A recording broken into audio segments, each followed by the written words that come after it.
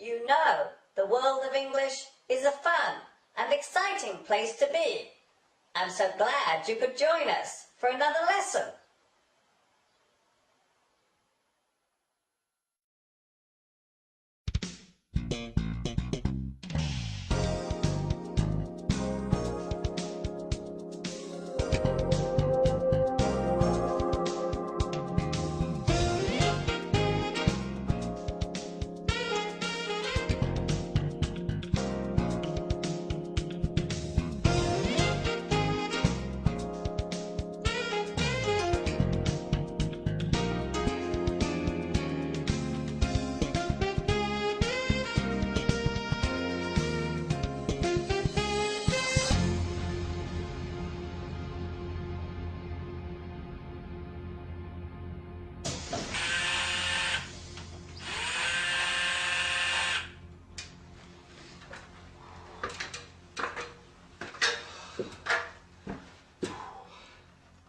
Oh, hi everybody, this is Mr. Duncan in England. How are you today? Are you okay? I hope so. Are you happy? I hope so. In this lesson, we will look at the changing attitude to the way we use words and how the English language is changing because of this.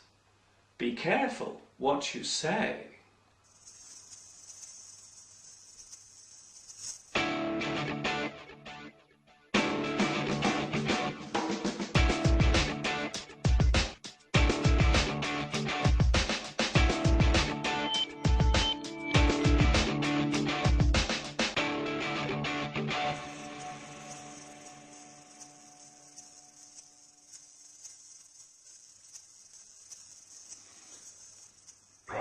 They say that the English language is very colourful and can be used in many interesting ways to describe things around us. However, over the past few years we have started to change some of these words because we feel that perhaps they may be rude or could cause offence to certain people. We call this change political correctness. Wow! So many nuts. Would you like one? Not bad. To be politically correct means to consider the impact of certain words on those people to who the words relate. These groups are often those who have a disability, job titles that refer to gender, religion, or somebody's sexuality or ethnic background. Let's take a look at a simple example of political correctness. Ladies and gentlemen, this is your captain speaking. We are currently cruising at an altitude of 35,000 feet. Should you require any refreshments during the flight, one of our beautiful air hostesses will give you all the assistance you require. We do hope you enjoy your flight. Thank you. The title air hostess was given to females who work on board aircraft, serving food and drinks and giving assistance to the passengers. The male title was air steward. Some people thought that separating the two genders was unfair and gave a bad image to females who were in this profession. So instead, a new word was introduced that covered both sexes. So nowadays, we say cabin crew. This alteration has caused other changes too. These days, we do not use the title policeman and fireman. Instead, we now say police officer and firefighter. We have also changed words that relate to a person's physical appearance. We no longer use the words fat or tubby to describe a person who weighs too much. These days we tend to use the words large or overweight. Here in the UK, we no longer use the word handicapped to describe a person who cannot walk or has to use a wheelchair. we now use the word disabled or physically challenged. However, in the USA, the word handicapped is still widely accepted. Here are some other examples. A person who is blind is now referred to as visually impaired. A person who is deaf is now hearing impaired. A person who cannot walk is now physically impaired. The word impair means weaken or damage. So by saying that something is impaired means that it is not complete or is not working fully. Perhaps the most controversial form of political correctness relates to ethnic and racial words, especially when we talk about people from African, Caribbean countries, or those who come from that particular ancestry. It is no longer acceptable to use the word coloured to describe a person of this particular descent. These days, the word black is the politically correct term. However, this has recently caused problems when we wanted to use the word black as a simile or metaphor.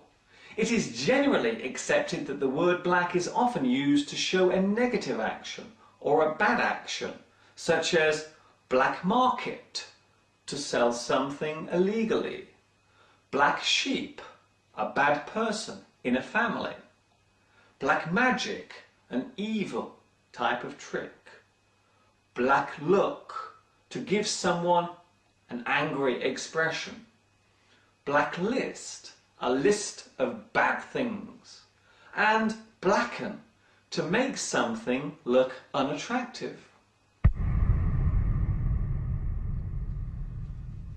So these expressions have become less popular now, even though they do not in any way relate to the racial origin of a person. Another example of political correctness was the attempt to change the word blackboard to chalkboard. However, many people thought this was going too far, so that particular word is still okay to use to this very day. It's a good idea. It's a bad idea. I agree. I disagree. It's wrong. It's okay. It should be stopped. It's all right. I have no problem with it. No worries. It's okay. It should be stopped. I think it's disgusting. Look what I'm having for my tea. Political correctness tends to occur in democratic countries, where freedom of speech is taken as a civil right. In some ways, it is ironic that societies that encourage free speech are the same ones that are also attempting to suppress it. It is also worth noting that being politically correct is not a new thing. In fact, it can be traced back to the early 20th century, during the period of the First World War.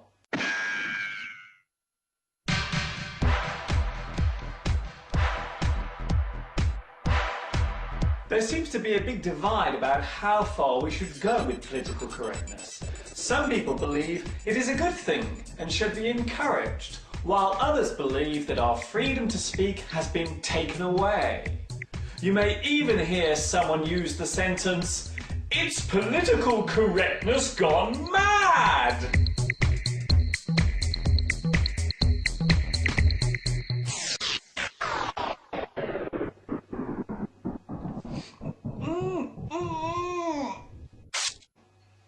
Love it or hate it, it seems political correctness is around to stay. Generally, the thought behind it is a good one, and maybe we should try to encourage the positive use of words. But some people think we should be careful not to carry it too far, or allow it to get out of hand or out of control. It is yet another example of how the English language is constantly changing.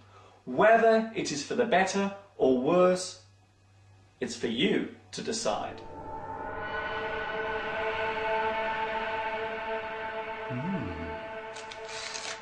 My favourite. Before I leave you today, I would like to say a special hello to my new friends watching in Bosnia and Herzegovina, China, Germany, Mexico, Saudi Arabia and Venezuela. This is Mr. Duncan in England saying, watch your P's and Q's. In other words, be careful what you are saying and to whom you are saying it. Have fun until next time. Ta-ta for now.